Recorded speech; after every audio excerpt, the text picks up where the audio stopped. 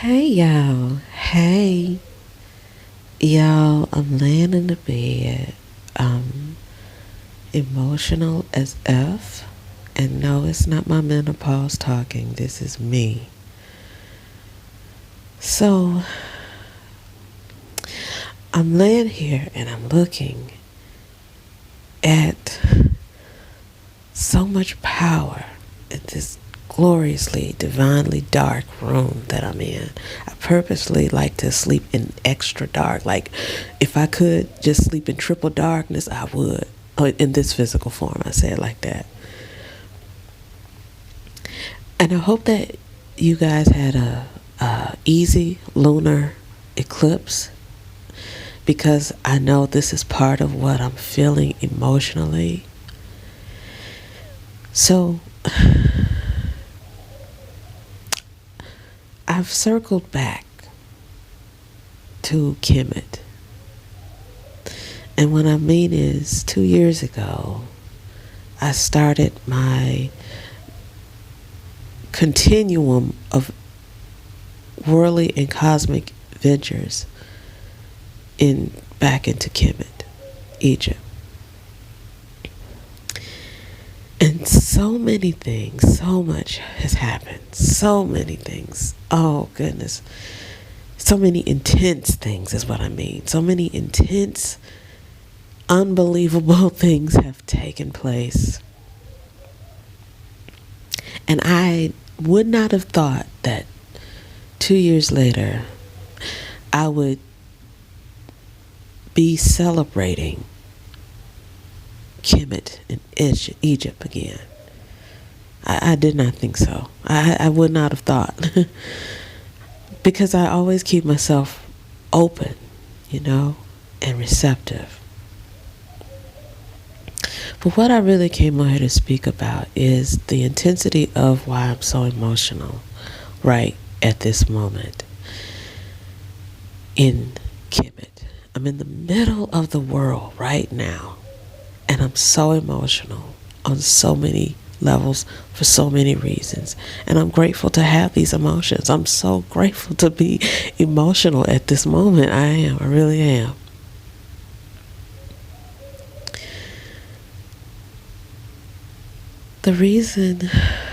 One of the reasons why I'm so emotional is because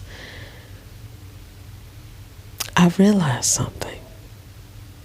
In all these adventures I've had in the last 2 years, and intensities and energies I've been exposed to, interface with, experience, explored in the last 2 years, and I'm circled back here in the middle of this planet. Okay?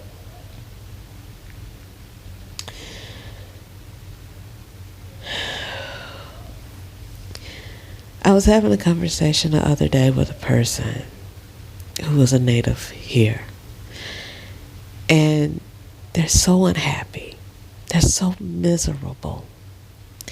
And it's an echo of what I've been hearing for the last 2 years from every place my foot and my body has set on. Every soil that I've sat on. And I'm on sacred ground, and I'm hearing people not feeling sacred, not feeling love, not feeling hope, not feeling anything but disgust, despair, hate, harm, hurt, just feelings I can't even put into words, because there are feelings that have no words. And if you hear turtle doves in the background, that's because I've been hearing turtle doves from ever since I was in Turkey around Valentine's Day. Everywhere I've gone since Valentine's Day this year, turtle doves have been with me and followed me. So here they are too, in the middle of the world, on sacred ground right with me. But getting back to everything I've heard from people's mouths and from their energy, from their aura, from their hearts. There's so many hurt people, and they want to escape. They want to run. They want to leave. They want to just go.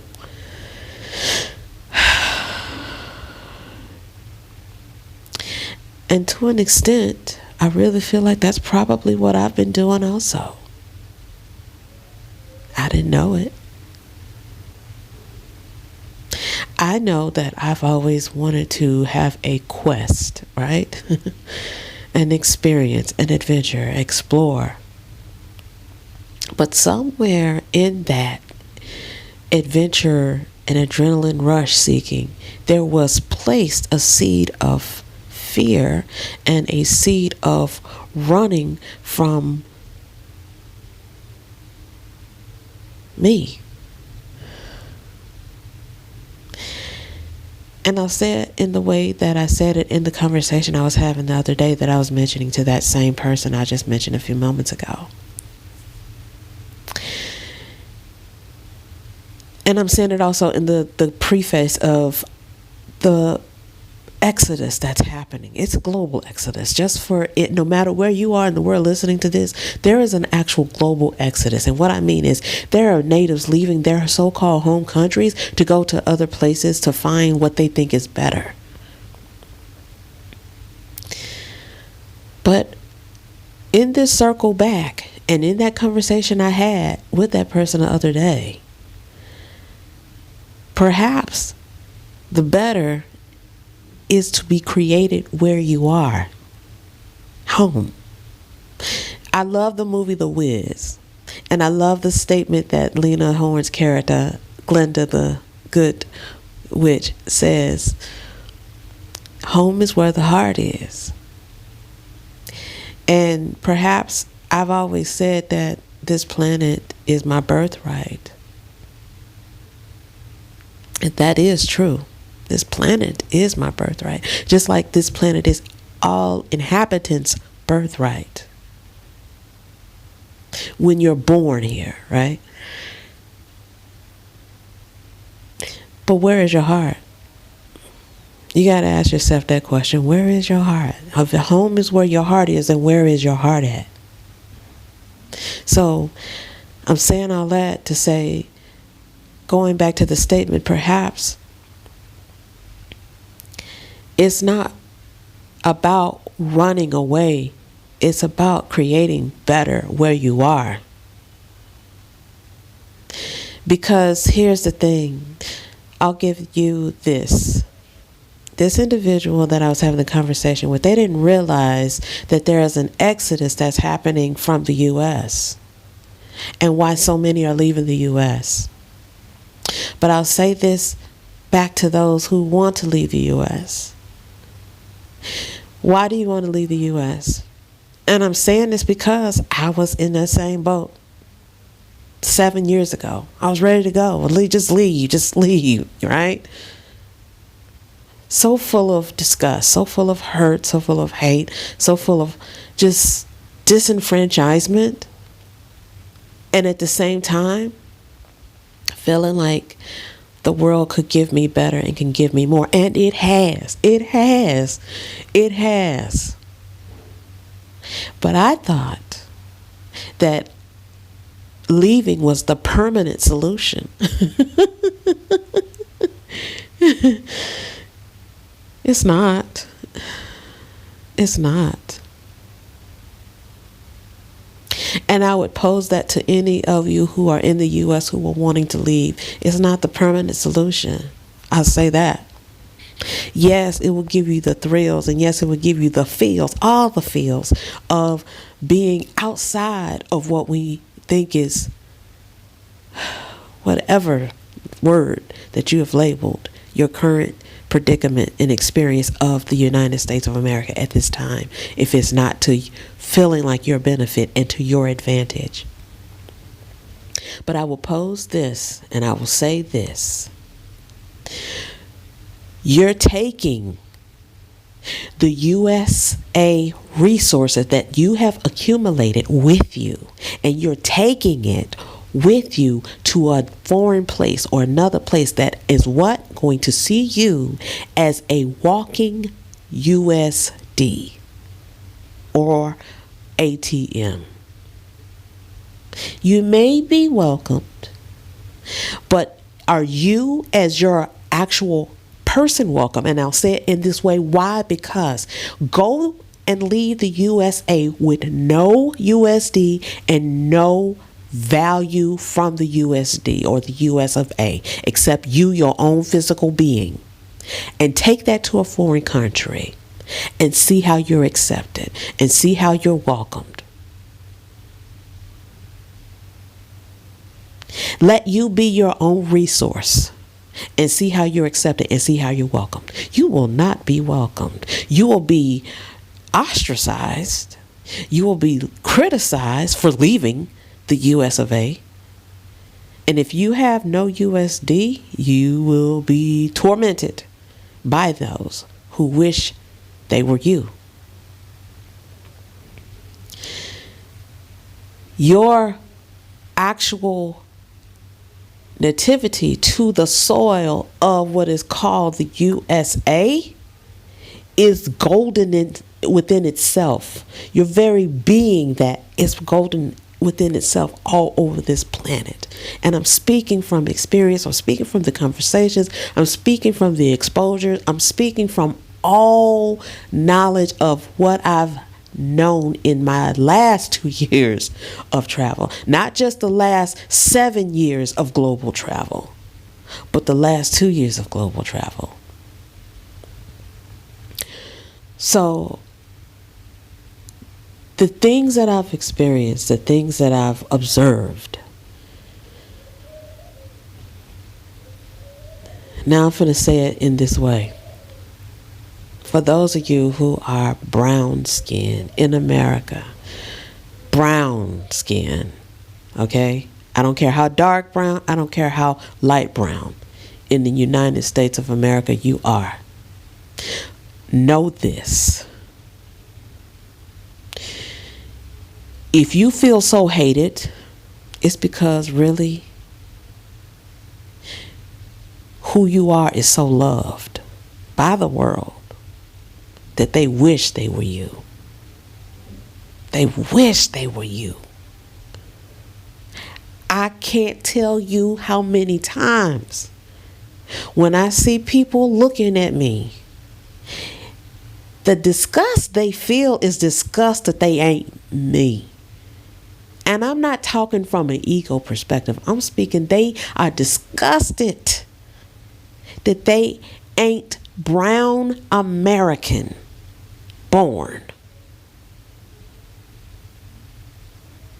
Even those who look like us, who ain't us in other countries, disgusted that they ain't you. Disgusted they ain't me. Do you know how many times people come to me asking me to teach them English?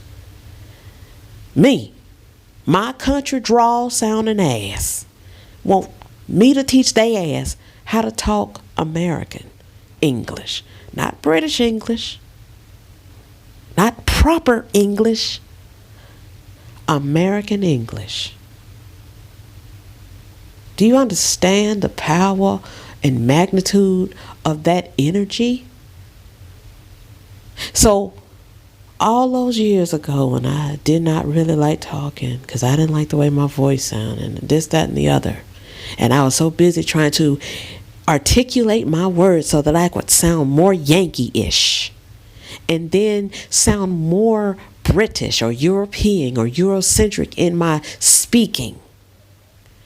That ain't what the fuck they want from me in none of these places that I've traveled all over this planet.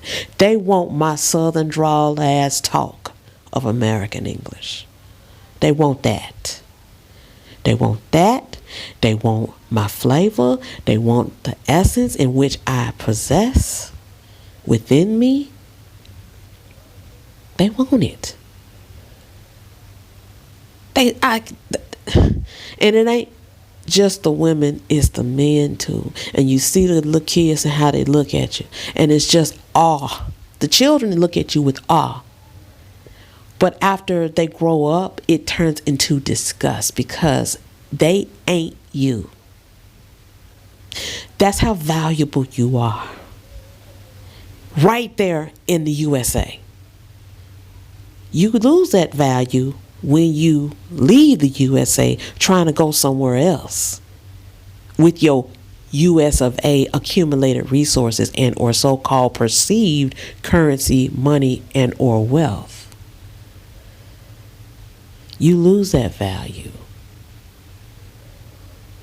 unless you relinquish those physical attributes and embrace what's internally yours and let the world see it and maybe have an ogle at it, but have to prove themselves worthy of having access to it. That's what I've learned, y'all, in my 2 years, in these intense 2 years, under this lunar eclipse, in this beautiful center of this sacred ground of this planet, Kemet. And it's so fitting that my real name is Kimberly. Kimberly. Kimberly. The most beautiful name in the world to me.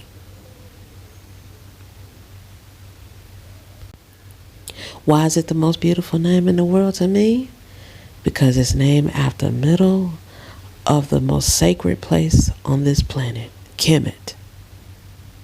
Kimberly means one from the land of the embers.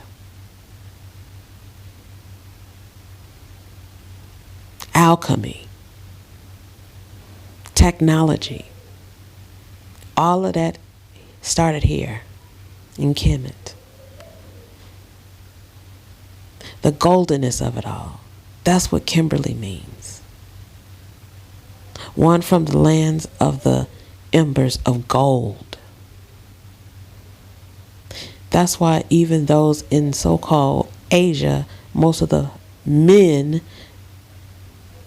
name themselves Kimberly or Kim. Kim. Even when my name is said here, I tell them my name is Kimberly. They look in amazement like, how in the fuck are you from America, A? And your name is what? They can't believe it. It's actually said Kimbra. Kimbra. That's how you say Kimberly. Right here in Kemet is Kimbra. So when I say my name, I know what I'm talking about. Because I've come back to one of the most ancient parts of this planet.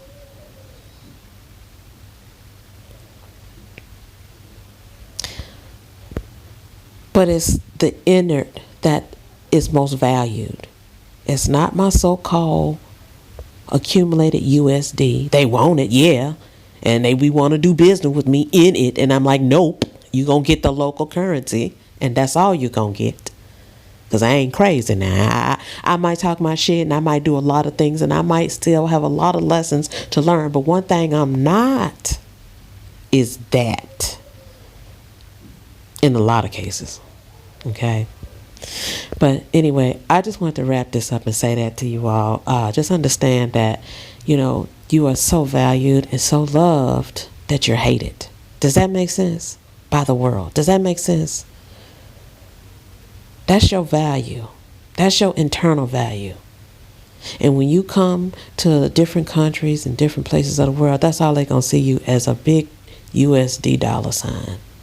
And I understand that, the USD is, doing what it's doing and fluctuating, whatever. But understand this. A lot of the world is afraid about how much more fucked up their currency is going to be should the USD dip any further. I'm telling you from what I've heard from other people's mouths, okay? They're very afraid. Very afraid. So take stock. For those of you who are in the U.S. who are brown, and I don't care how brown or how dark brown, I like it. The darker you are, the more beautiful and better I feel you are right there in the States. Because perhaps that's what they've been wanting you to do anyway, is they've been wanting you to run. And when I say that, you know who the fuck I'm talking about. They've been wanting you to run from what's inherently yours. That beautiful land over there called the U.S. of goddamn A, bitch. And as soon as your ass run, they get to take it.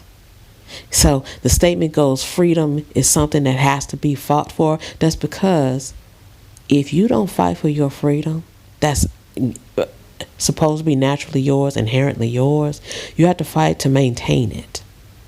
Not to get it, to maintain it. Because if you don't, then those who are around are looking to usurp it and take it and claim it as theirs and enslave your ass and work you out of history, work you out of the ground, work you out of your own land that's native to you.